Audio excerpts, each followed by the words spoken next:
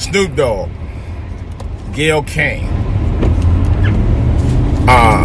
These are our entertainer slash journalists. They both happen to be black. At this point, based on what's been going on the past week and the comments that have been made, what good are they to us in terms of representing black entertainment or representing us as a whole? I got some comments on that, and I want to talk about the Billy Porter's anticipated guest shot on, of all places, Sesame Street. This is DJ Wolf Live.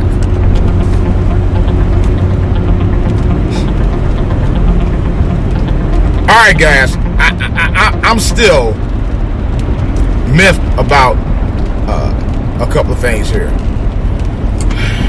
As you know, Gail King had interviewed Lisa Leslie for a 60-minute CBS This Morning piece, and she actually asked a couple questions about how she felt about Kobe Bryant's rape situation, which to me was really tacky as hell to even ask that question, considering the man hadn't even been buried yet, and the fact that he was exonerated. He didn't do a day in jail, didn't have to go to court. The case was thrown out, and the chick just outright lied. Okay. And yet she was pressing Lisa Leslie about 3 or 4 times. If you don't believe me, watch the interview. I said they watched it again and again and again. She kept pressing her about it, trying to coerce her to admit, something about him character wasn't right, blah, blah, blah. That so irritated the hell out of me. Gail ain't living right. Okay? So Snoop called her out. I actually applaud him for calling her out. All right. Now the last part of it, I didn't understand. Did you have to go there? No, he didn't. But then he turned around days later apologizing to her. I wouldn't apologize to her. That's me. I said some things about it that, and it wasn't like verbally trying to because I would never do it to anybody anyway. I'm not that kind of person. But I verbally made some comments about her myself. I didn't like what she said. I really did. She had no tact. She didn't care. Yet there were dozens upon dozens of white people that she know, including 2 that she worked with directly, that she never called out. Les Moonves, or somebody said molester, Moonves, or whatever he called. I forgot what he called. But anyway, Les Moonves and Harvey Weinstein and Charlie Rose. She didn't call any of those guys out. She worked directly with Charlie Rose. He was a co-anchor with her on CBS News, CBS This Morning. Never called them out. If anything, she was trying to get people to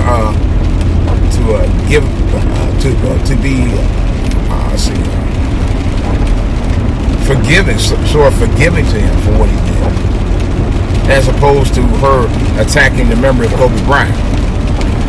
See, and then Oprah gonna go on the Today Show and talk about Gail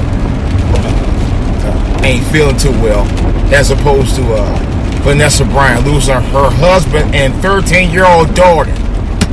You horrible bitch, you. Yeah, I'm calling Oprah out.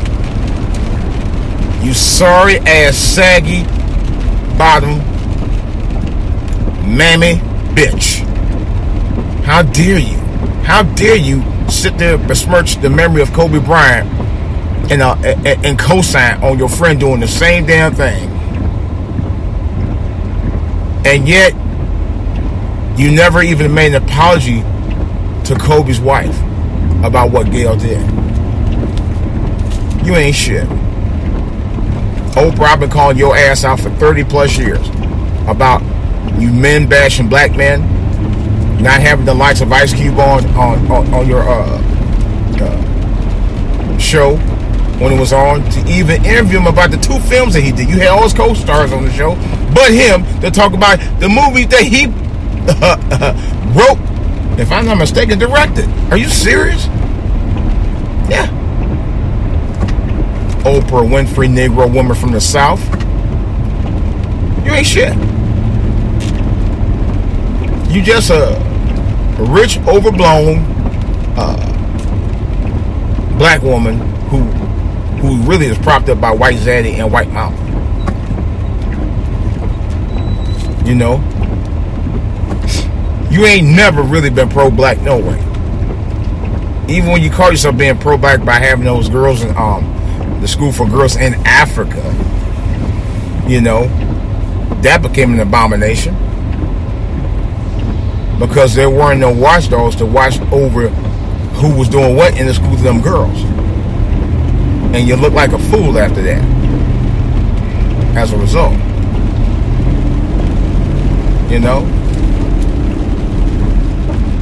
your mammy culture. Yeah, and I said it. What bothered me about you even more, and it even signifies how much of a snake you really are. You supposedly have a relationship with Step. I don't know what kind of relationship you have, but supposedly a relationship where you and him are exclusive. Yet, at the rally to cheer on Obama winning the first presidential election of an African American man, Stedman is 2 rows behind you, and you 2 rows up front, hugged up with some white dude. A lot of people forgot that. I'm hoping to find a video or picture of that, because I'm definitely gonna post it, and I will talk further about that. You have a long history of being a mammy in this country. That's all you are. I'm going to start referring you as Mammy Okra, because that's really what you're about. I'm not going to lie. My cousin back in 1980, I knew about Oprah for 40 years. I knew about her back in 1980. Cousin of mine when I was in Chicago. This is when she had a show in Chicago, matter of fact. I don't remember the name of the show or anything. I never actually saw her. I think it was AM Chicago or something like that. Some show she did. And my cousin was bigging up. He was bigging her up. He said, man, he said she going to play. I mean, swear, true story. My cousin told me that. He said, I'm telling you right now, Oprah, and remember that name, Oprah Winfrey. He kept telling me that. And about 4 years later, 3-4 years later, she was on Cleveland. He said, yeah, I know about her. You know, and for a minute, I was kind of wrapping it up because you ain't never seen no black woman on TV doing the things that she did. I give her credit for that. You never saw that. You know, she had her own studio built, you know, and everything. Well, I think she eventually bought the studio, Harpo, you know, Productions, which is what she started. And she was doing big things. She really was. You know, she was a news reporter. I think she was a news anchor down here in Baltimore, out here in the DMV. She was a big deal. She's been a big deal for a long time. A lot of people don't know that.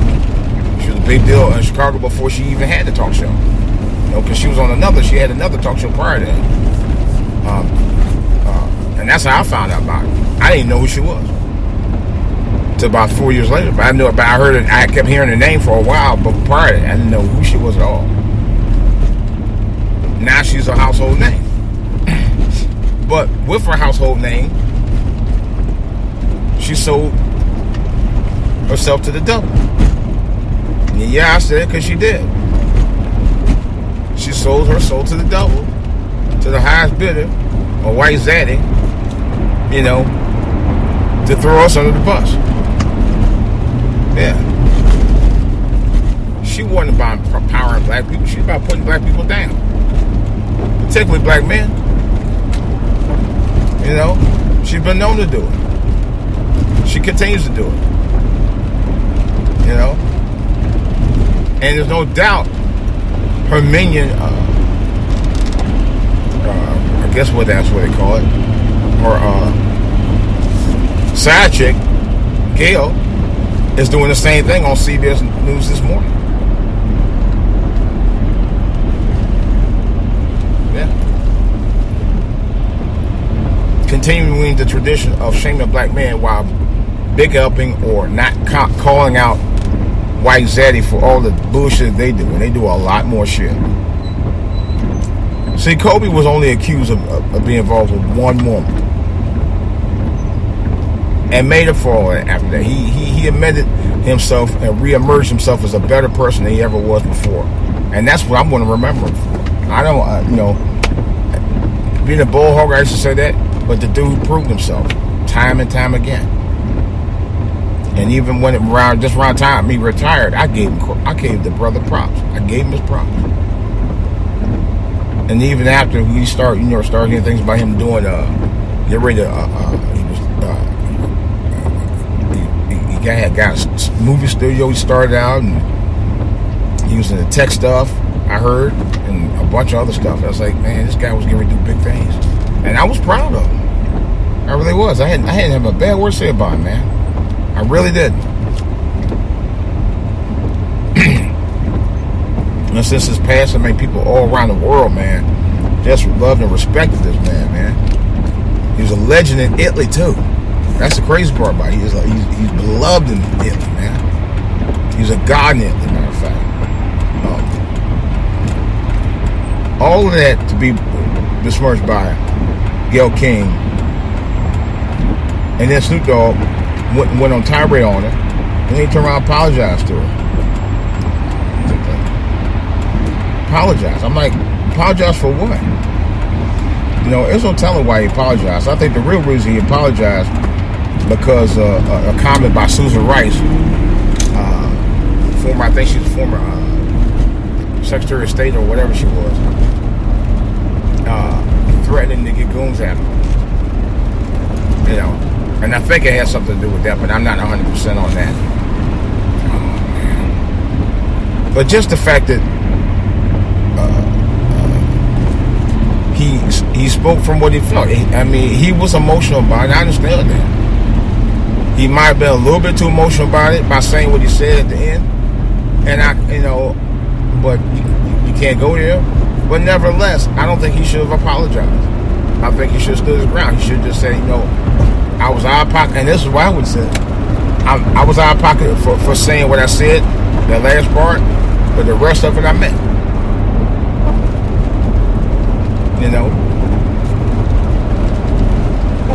Oprah and Gail strive to be loved by the white media. They do. There's no question about that. That was Oprah's goal for 40 some odd years anyway. And prior to that was her goal. She succeeded highly in that. Now she got a TV network. And the black shows that she did have on there, guess what's going to happen in a couple years? They're going to be all gone. She already sold out. She sold 25% of her company about 3 years ago. Sold it. Yeah. She had only had 50% with Discovery. She sold 25%, so you know what's going to happen. The majority of Discovery is going to rearrange them shows after a while. And they're going to buy out the remaining 25%. She'll be gone. She will no longer be running that network. See, Oprah by Oprah. Guess what else she did? The old Harpo studio that she had in Chicago, she sold it to somebody else. Instead of her donating it back to the community, where the community could have been doing some big things with it, she sold it to a developer. That's the last I heard. So Oprah about some Grammy stuff, man. Oprah is about Oprah. She don't care about the community. She's not really about black people. She's not. There's no doubt about that. Who did she give shows to? Dr. Phil, and Yan. Who else? Oz.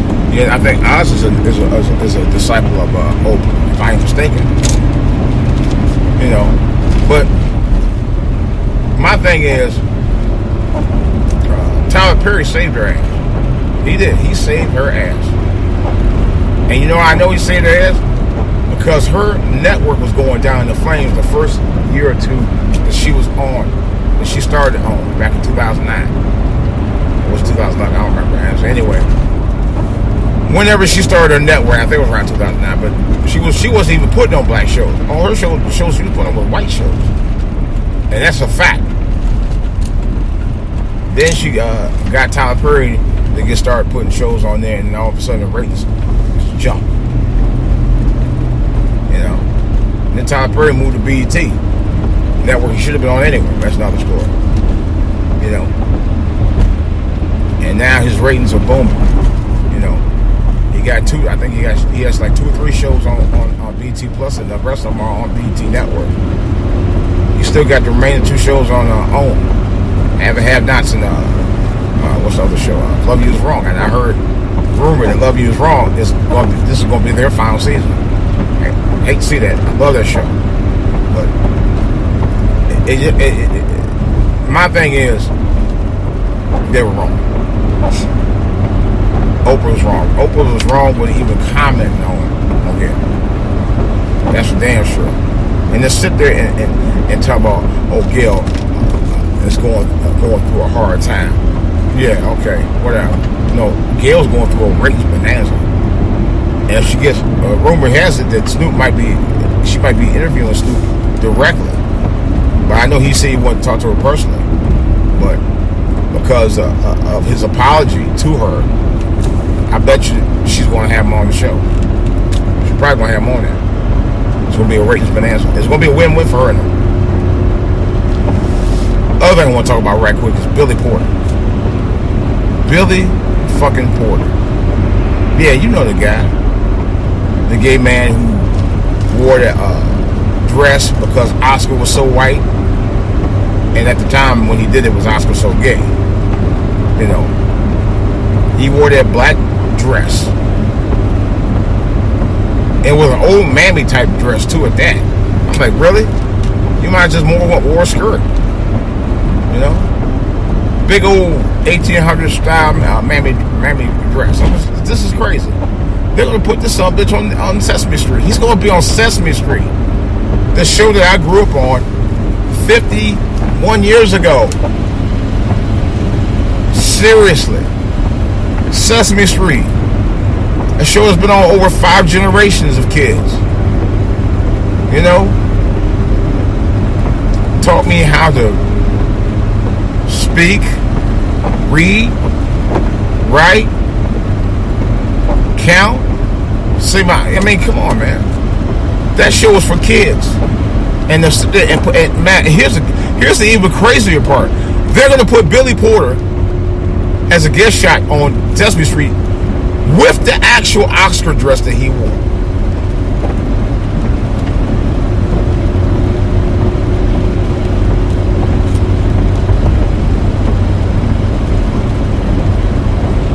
That don't make no damn sense. Make that make sense, because it don't. You gonna get this guy to come on in and influence kids that's okay for a man or a boy to dress up like a girl or a woman. First of all, if you're gonna be gay and you're an adult, that's one thing.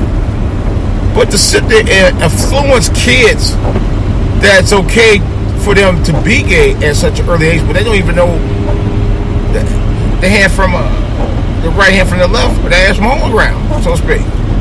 Yeah. You mess up the minds. Real talk. And it's messing up the responsibility of the parents to teach the kids right from wrong, what is supposed to be traditionally normal versus what's not. Okay? But I don't think television or anybody in the media should be the ones responsible for trying to influence our young kids that kind of lifestyle. Okay? But like somebody said, when they get to be an adult, then it's up to them how they want to live. And I don't condone it. Believe me, I don't condone it. I don't like it personally. And I'll say that. But it's their life. Once they're an adult. Okay? But to sit there and try to influence these kids as young as 3, 4, and 5, that's dangerous. I'm sorry, it's very dangerous. You know? And I don't like it. I don't like it at all. I think it's horrible. I think there should be major protests against Sesame Street. The Children's Television Workshop, which has been around forever, I think they should run it. And PBS, for even allowing that to happen. You know, I know the PBS studio, I think it's still in DC. It's still out here. Matter of fact, I used to live right down the street from it years ago. I'm at the protest because this is ridiculous. This is fucking ridiculous. I don't agree with it. If they had put it on the air already, they probably will. You know, and they'll probably get their highest ratings ever. But I don't agree with it. That's a narrative I would not co-sign on ever. You know, you gotta let kids, like somebody said, you gotta let kids be kids before you try to make them grown up to do grown up type stuff.